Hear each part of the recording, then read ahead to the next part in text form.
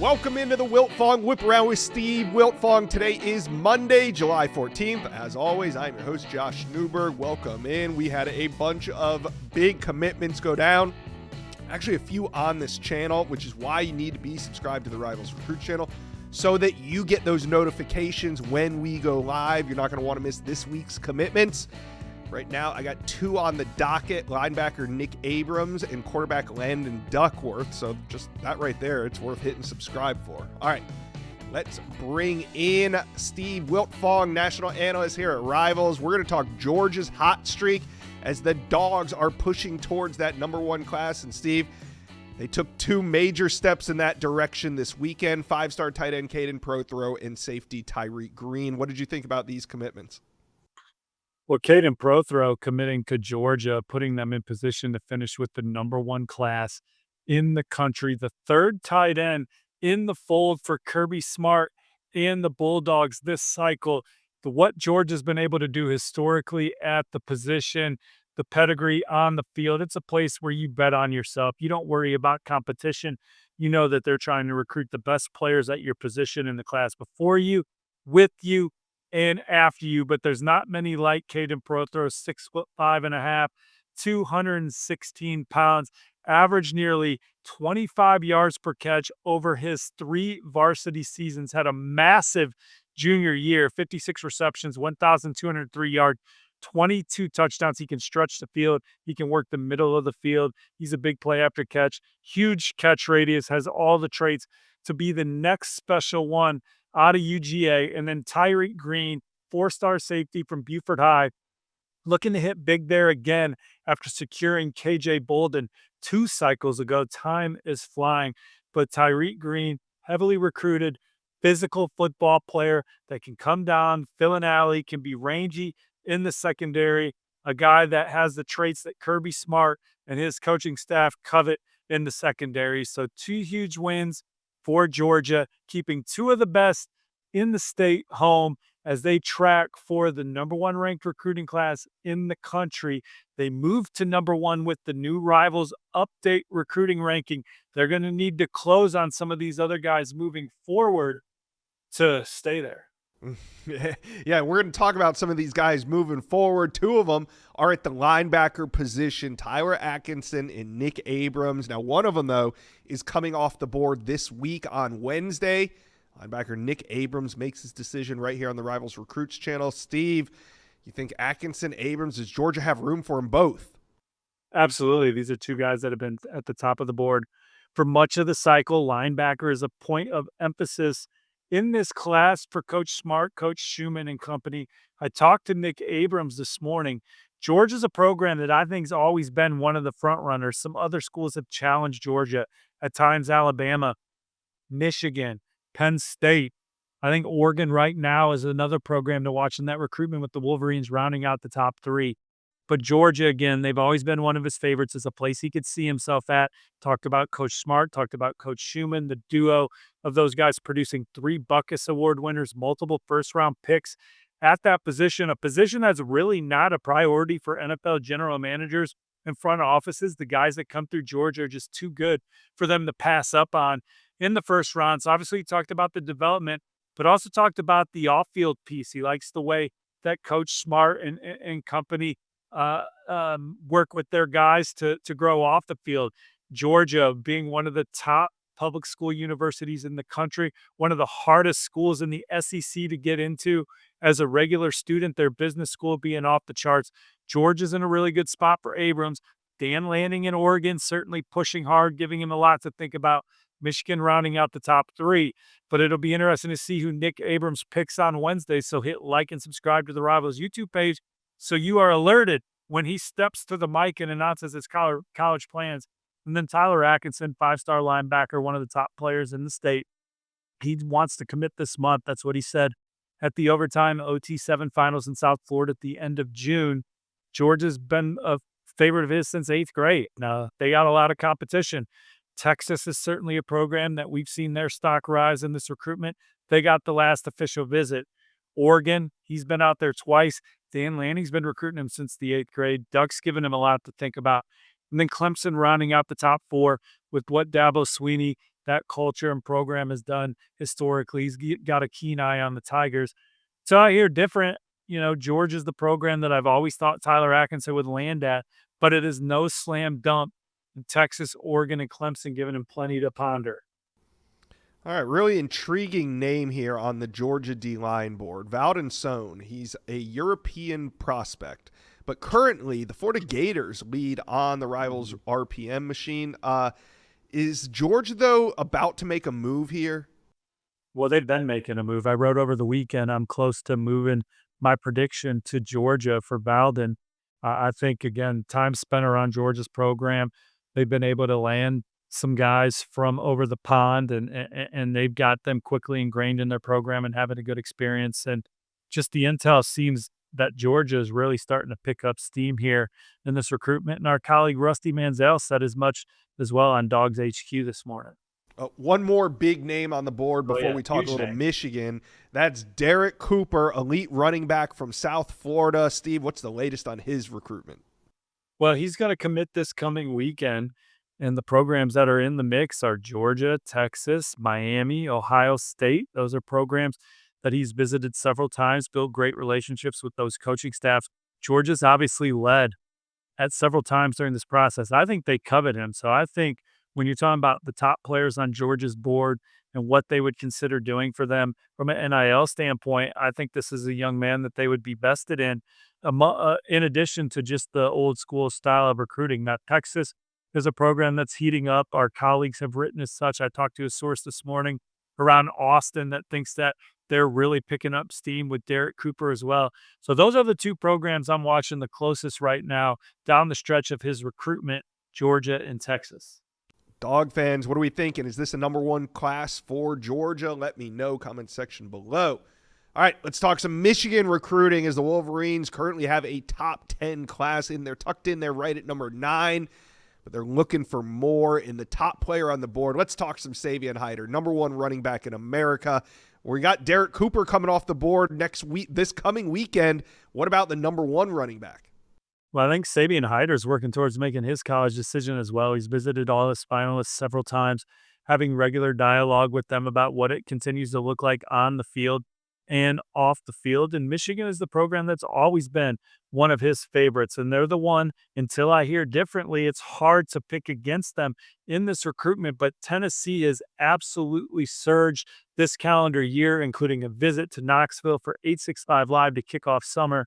And they got his last official visit the weekend of June 20th. I think there are folks around Knoxville that feel good about their chances for Savion Hyder, but Michigan is a program that's been a mainstay for him at the top. Players in the locker room that are like-minded, that he certainly fits in from a cultural and environment standpoint, the relationship with Tony Alford, the style of offense.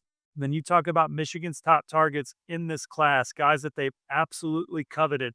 Savion Hyder, they like him as much as the guy that they got on this magazine right here last cycle, Bryce Underwood, 5-star. Get your Wolverine Michigan preview on the newsstands now all over Ann Arbor. But Savion Hyder, I think if Michigan was drafting players, they would pick him number 1 in this class. And I think what that means from an off-field perspective, I think Michigan's on the gas there. And then from a relationship standpoint and showing him how much he means to the program and his potential, they've certainly done everything they can there. No final decision made. Could be Michigan, could be Tennessee, but Michigan's always been in it for Savion Hyder. Yeah, a couple big decisions on the horizon for Michigan. Who else, Steve, are the Wolverines making a priority on the recruiting trail? Well, Davon Benjamin, the number 1 ranked corner in the updated Rivals 300, is a guy that they covet, and I think that they've made up ground in this recruitment, getting him to campus a couple times this calendar year. I'd still ride with Oregon for Davon Benjamin right now. But yeah, Michigan, and you have Texas in play down the stretch for him as well. Jordan Deck's a 4-star defensive back currently committed to Baylor. But Michigan, I think he's someone that they have on the line. He's always loved the Wolverines. And if Michigan's pushing for him, I think Baylor may have a hard time holding on to him. And then Nick Abrams committing on the Rivals YouTube channel on Wednesday. Michigan's in the final 3 with Georgia and Oregon. Now, when we spent time with Nick Abrams at the Rivals 5-Star Challenge in June, Michigan was not in the lead group. It was actually Alabama. Michigan has replaced Alabama in that lead group, so they're obviously moving up. Will it be enough on Wednesday? We'll see. But Michigan's got a top 10 class for a second year in a row, finished number 6 last year, headlined by Bryce Underwood. At number 9 right now, they would love to see this class headlined by 5-star Carter Meadows, who's already in the fold, and 5-star running back Sabian Hyder. That recruitment's wrapping up. Michigan's right there. We'll see if Coach Sharon Moore and company can get that one across the finish line. We got to get you more props. You tell a great story with all these props. I love it. All right, let's talk a little Oregon recruiting as the Ducks are looking to finish this summer strong. Steve, do you still like your predictions for a couple guys? We'll start with defensive lineman Deuce Geralds. Yeah, that's a new prediction teamed up with our colleague Sam Spiegelman regarding Deuce Geralds. He's going to announce his commitment on August 2nd, and I think Oregon is the program setting the pace. He said at the Rivals 5-Star Challenge, that was one of his best official visits. He's known Dan Lanning and company for a long time, Tosh Lupoy, them showing him the fit in the defense, certainly where that program's at as the defending Big Ten champs. Oregon is the team to watch right now for Deuce Geralds as they battle LSU, Ole Miss, Ohio State, to name a few others. You also have a pick in for cornerback Davon Benjamin, and I know this recruitment is still heating up. Yeah, Michigan and Texas have been working hard with a couple of visits this calendar year for each of them, and they have certainly given him a lot to think about. But Oregon is the program that has been one of the front runners for the majority of his process, if not the leader. I've liked where the Ducks have stood since March in this recruitment. My prediction remains on Oregon. I think they ultimately get it done, but they got to hold off 2 other powerhouse programs in the Wolverines and Longhorns. All right, and who else are the Ducks taking a big swing at right now? Well, Nick Abrams, 4-star linebacker, going to announce his commitment on the Rivals YouTube page on Wednesday. Oregon looks like they're in the top 2 with Georgia, but Michigan's been trending up. They're in that 3 spot right now. He's got a couple days to decide. He has not made up his mind. He is still working through it. But his time spent at Oregon, what Coach Lanning and Coach Tosh Lupoy have done historically at Georgia and Alabama, them telling Nick Abrams, hey, Oregon's never had a Buckus Award winner before.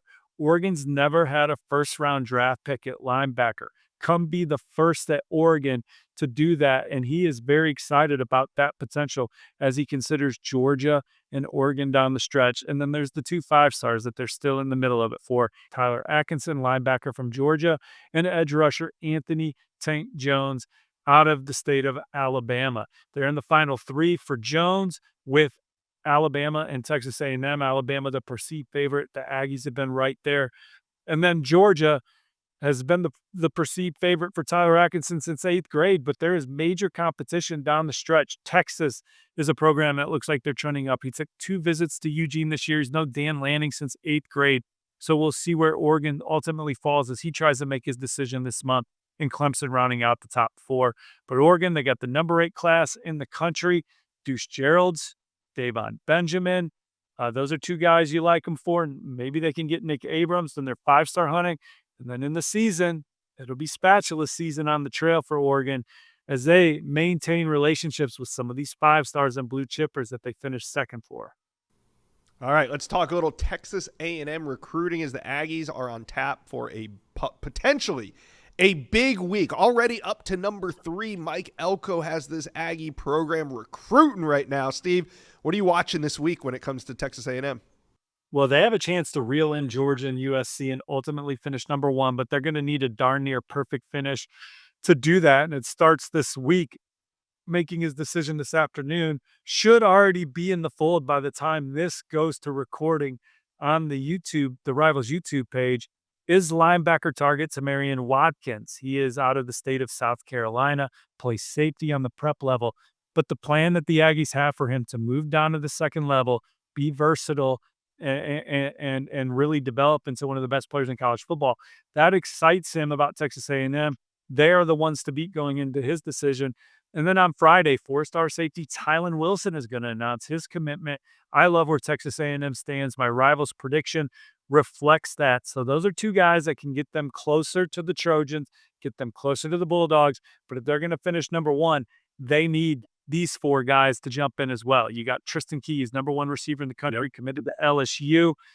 He's been to the Aggies campus twice since committing to LSU. There is some buzz behind the scenes that they're one of the legitimate threats to flip him from LSU along with Tennessee. And you have Jace Matthews, Rivals number 2 receiver in the updated Rivals 300 ranking. He is really closing in on a decision. I'm told this is a big week for Jace Matthews. Auburn, there's some confidence around the Plains. Texas A&M, they've been doing a really great job. And LSU, they look like the favorites for him with Ole Miss also battling. Braylon Womack, safety, Anthony Tank Jones. Now, Womack, I probably give the edge to Ohio State. Tank Jones, he's on record telling Hayes Fawcett Alabama's the leader, but A&M is a program that they both visited several times, have great relationships with the staff. We'll see what happens. And you got 4-star tight end Evan Jacobson. At one point, looked like he was going to Notre Dame. Notre Dame is full. Texas A&M has recruited him as hard as any program has recruited him. There was times where they looked like they were 1B to Notre Dame's 1A. Now they're battling Iowa State and Stanford. He's a 4-star recruit from Iowa. Texas A&M's basketball staff is very involved. That dialogue continues to grow as well. A&M loves this young man. They would like to get him in the fold with the other names mentioned. And if they clean sweep that, we could be talking about the Aggies number 1. Steve, names are flying off the board left and right, but there's still some uncommitted and a couple committed names here that we're going to talk about. I want some intel from you. Let's start with the number 1 interior offensive lineman in America, Darius Gray. You recently sat down for a one-on-one with him. What's the buzz around his final contenders? Well, I still think you got to look at LSU and South Carolina as the front runners. My prediction is on the Bayou Bengals, but South Carolina has recruited them longer and harder than any of the programs that he has in his Spinal 5, and he loves the trajectory of that program under Shane Beamer and company. Brad Davis at LSU, that's his guy. The track record of offensive line development for him and Brian Kelly competing for championships at LSU. That's why I give the Tigers the edge right now, but he's going to take his recruitment into the fall. Tennessee is a program trying to make a move. Clemson and Ohio State rounding out the Final 5, trying to gain ground on LSU and South Carolina, in my opinion. All right. 5-star defensive lineman, the number 1 defensive lineman from the state of Florida, James Johnson. He made a commitment a couple weeks ago to Georgia, but as the dust settles, it seems like teams are not giving up on his recruitment. And that was kind of a pop-up commitment to Georgia, right? There wasn't one where it was like, here's a date, and we knew it was coming for a while. And Georgia was always a program that was considered one of his favorites, if not the favorite, for a lot of his process. But these other schools aren't going away. The in-state powerhouses, Texas down there in Austin, they're a program that after a couple visits, one in the spring, one in the summer, they had momentum. So Georgia, that's someone that they're going to have to recruit to the finish line, in my opinion. All right, let's talk about wide receiver Jace Matthews. This recruitment is heating up. Can Ole Miss keep him home, or is Jace Matthews going to leave the state of Mississippi? I think right now it's more likely he is leaving the state of Mississippi and going to play at a rival school in the SEC. I feel like around Auburn, there's a lot of confidence that could be there. He's got a great relationship with their 5-star quarterback signee out of Mississippi last year, Deuce Knight. Built a great relationship with that coaching staff. Auburn doesn't have a receiver committed yet in 2026. So Auburn's certainly in there. But then there's some other sources that think it's A&M or LSU. So this is one where I think this week he's really trying to get it down to one, talking to these coaches, talking to these staffs with that purpose of making his decision. And you have Auburn, LSU, and Texas A&M all giving him reason to believe he could be successful in those programs. All right, let's stay in the South and talk edge. Anthony Tank Jones. He's another one that Alabama and Auburn would love to keep home, but he is being recruited from coast to coast. What's the latest?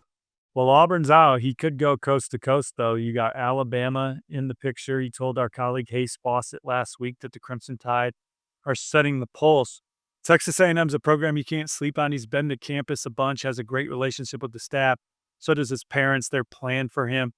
The Aggies are certainly in that one, pushing Alabama as they try and keep one of the state's best home. And he went out to Oregon a couple times, went in the spring, went for his official visit. We never rule Oregon out for anybody, particularly in that state where the schools we were talking about for Naeem Alford were Ohio State and Auburn. And then it was Oregon at the buzzer that flipped him during the early signing period. So those are the contenders for Anthony Tank Jones. I would rank it Alabama, A&M, Oregon right now. All right, we're going to wrap it up with a couple of linebackers. Tyler Atkinson, the number one linebacker but I want to first talk about Isaiah Williams because his recruitment has been crazy. He's on his 5th commitment currently with the Ole Miss Rebels. But Steve, do you think this will be his last commitment? Well, time will tell. I think that the door is still open for other schools now. Everything's going well with Ole Miss. Good relationship with that staff. NIL's competitive, opportunity to play early. He's still excited about Ole Miss, but Florida's still pushing hard. Texas Longhorns are going to get involved. Georgia's never left the equation. He continues to talk to them. And Florida State is another program where he was committed to once. Florida and Florida State that continue to have dialogue with Zay Williams' camp. And we'll see where the chips fall at the end of the process in November. Ole Miss doing what they have to right now, but we know that this recruitment could still have some twists and turns. Yeah, I just think, he's from Leesburg, Florida, right outside Gainesville. You gotta keep an eye on those Gators the rest of the way. Absolutely. And then Tyler Atkinson, Georgia's been the favorite or one of the favorites since 8th grade. Oregon head coach Dan Lanning recruiting him that long because he was at Georgia, went to Oregon twice this year.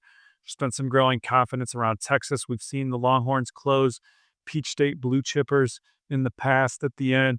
Clemson rounds out the top 4. He wants to decide this month. If you're asking me to handicap it, you still got to put Georgia in that top spot. But I think that Texas and Oregon particularly, continue to give him a lot to think about. And then we'll see what happens with Dabo Swinney and the Tigers.